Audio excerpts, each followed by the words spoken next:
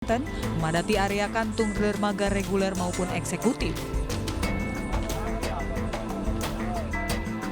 Sementara berdasarkan data penyeberangan, terdapat 21.860 orang penumpang kapal dan 5.063 kendaraan yang 4.691 diantaranya adalah truk barang yang memuat berbagai kebutuhan pokok maupun yang lainnya. Untuk mengantisipasi membludaknya kendaraan calon pemudik, polisian akan menerapkan kebijakan buka tutup jalan yang mengarah ke pelabuhan. Per hari ini kita sudah mulai terjun ke lapangan, kita pantau tadi sudah ada kepadatan antrian menuju kapal. Di sistemnya ketika di dermaga ini sudah penuh, maka kita akan melakukan rekayasa buka tutup di Cikuasa atas. Di sepanjang jalan Cikuasa atas akan kami jadikan kantong untuk menunggu antrian menuju kapal yang akan menyeberang ke Bakahuni. Saat ini pengelola pelabuhan mengoperasikan 30 kapal dan 51 perjalanan untuk mengangkut pengguna jasa penyeberangan ini dengan mengoptimalkan 5 dermaga reguler dan 1 dermaga eksekutif. Dari Cilegon, Banten, Iskandar Nasution, iNews melaporkan.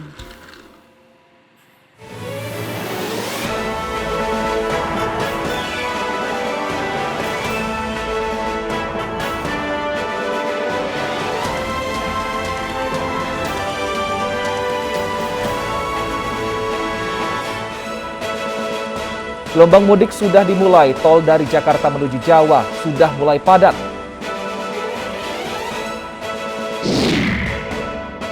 Pasar Tanah Abang diserbu emak-emak jelang Lebaran.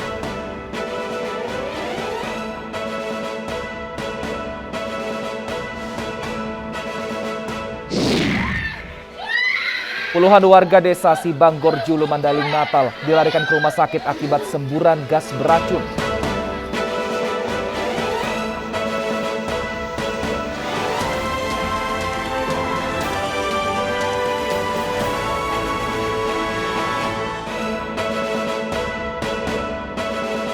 Halo, selamat sore. Demikian tadi berita pilihan iNews Sore bersama saya Fazilah Kerdisa dan rekan saya Wilson Purba. Untuk mengawali iNews Sore hari ini ada informasi dari antrian kendaraan pemudik yang sudah mulai terjadi di Tol Pejagan. dan banyaknya pengendara yang kehabisan saldo uang elektronik juga membuat aliran kendaraan tersendat.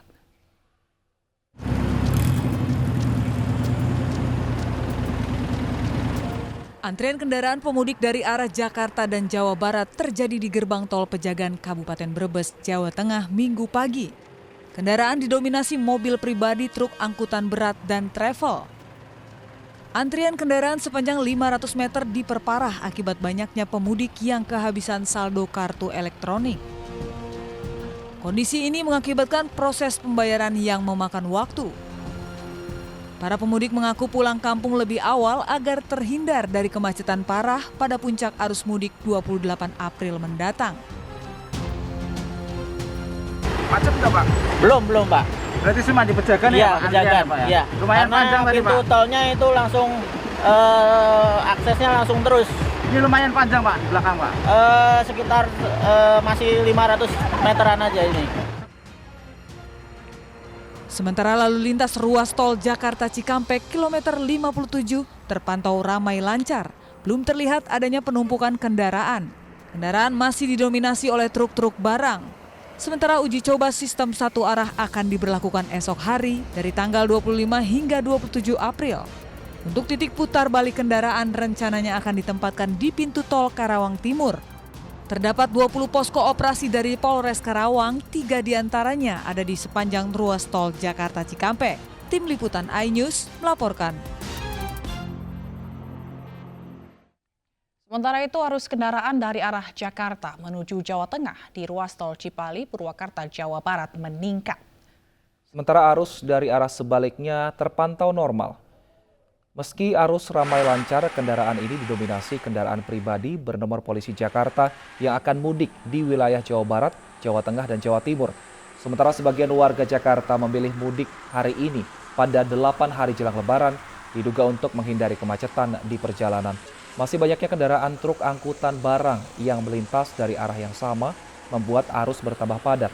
Kendati demikian, belum terjadi kemacetan. Keramaian arus kendaraan ini sudah terjadi sejak dini hari dan diperkirakan malam nanti arus akan kembali meningkat. Untuk puncak arus mudik sendiri diprediksi akan terjadi 3 hari jelang Lebaran.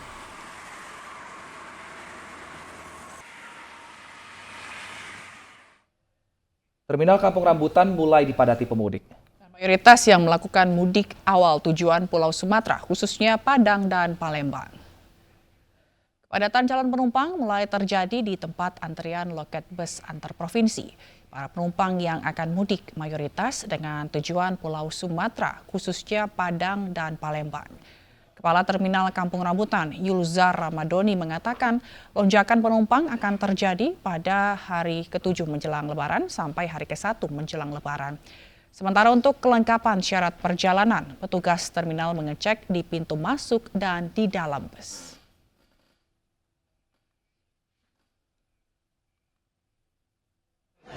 Untuk sampai dengan saat ini dari beberapa PO yang ada di sini memang mendekati nanti sampai hari H pasti ada kenaikan.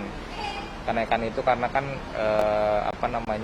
ini di hari peak season ya. Jadi biasanya terjadi kenaikan untuk bis yang harga tiket yang dari Terminal Bis Kampung Rambutan itu sendiri.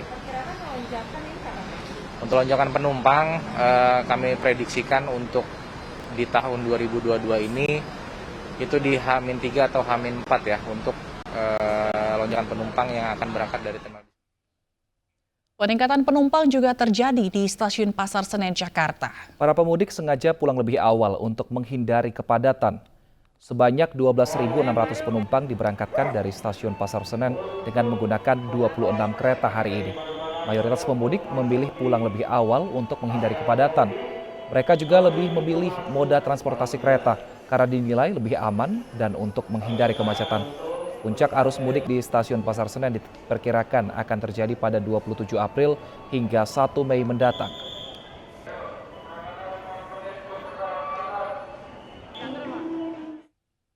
Di Bekasi, Jawa Barat, pemirsa, kemacetan terjadi karena pertemuan warga yang ingin belanja kebutuhan Lebaran dengan para pemudik yang sudah mulai melintas.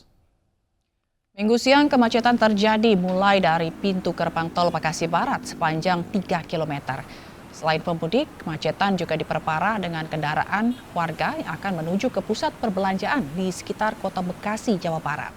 Terhitung sejak pukul 5 pagi hingga siang tadi, data dari Posko Pantau Polres Metro Bekasi Kota, sedikitnya 11.630 lebih kendaraan roda 2 telah melintas di Jalan Negara dan Kalimalang, Kota Bekasi. Sedangkan kendaraan roda 4 berjumlah 6.830 kendaraan. Hingga kini kepadatan arus lalu lintas di ruas Jalan Raya Negara dan Kalimalang, Bekasi Selatan, Kota Bekasi diperkirakan akan terus terjadi.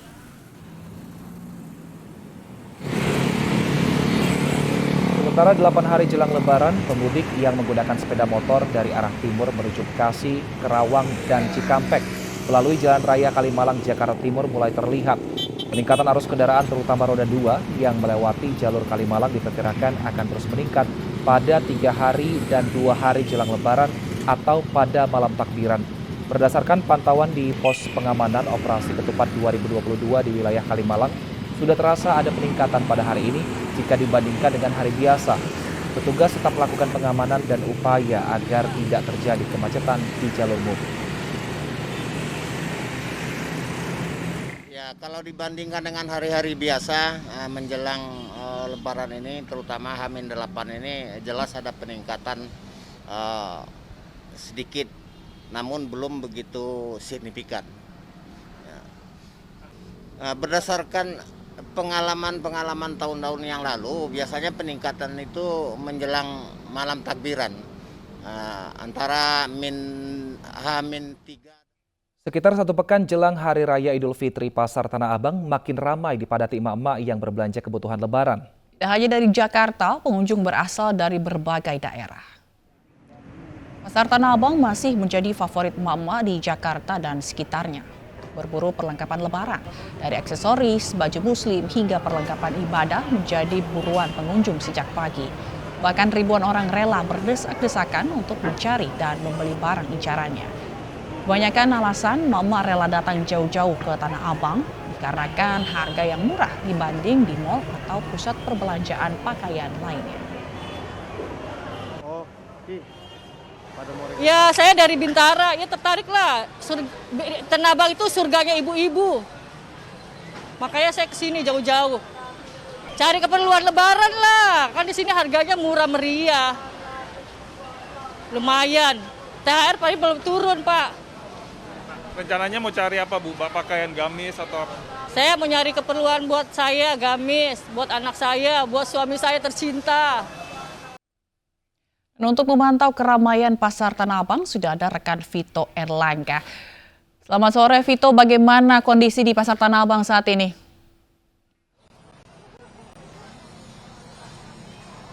Ya, pemirsa, dapat kami laporkan bahwa hingga saat ini suasana di Pasar Tanah Abang, khususnya di kawasan Jati Baru, meskipun operasional ditutup sekitar pukul 17.00 waktu Indonesia Barat, namun masyarakat nampak masih memadati kawasan Jati Baru ini untuk melakukan aktivitas pembelian sejumlah kebutuhan jelang Lebaran. Dan salah satu yang paling diburu oleh masyarakat yaitu adalah baju baru begitu. Dan saat ini pun pedagang di kawasan Jati Baru sendiri sudah mulai bergeliat, artinya mereka sudah mulai berjualan seperti biasa sejak penerapan level PPKM kedua. Dan seperti yang Anda lihat di layar kaca Anda bahwa saat ini untuk kepadatan pengunjung masih cukup tinggi jika dibandingkan dengan siang hari tadi dan tidak jauh berbeda. Dan tadi juga kami sempat bertanya dengan sejumlah pihak pengamanan bahwa untuk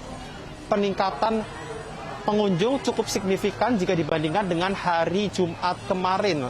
Mengingat hari ini merupakan hari ke-7 jelang pelaksanaan Lebaran yang tinggal menghitung hari. Dan saat ini saya akan mengajak Anda untuk berbincang dengan salah satu pedagang di kawasan Tanah Abang untuk bertanya bagaimana omset mereka menjelang Lebaran yang tinggal menghitung hari. Ya, selamat sore Bang, dengan Bang siapa, Mama? Roni. Bang Roni. Iya. Bang Roni ini udah lama jualan di Tanah Abang, Bang? Baru 7 bulanan ya. 7 bulanan.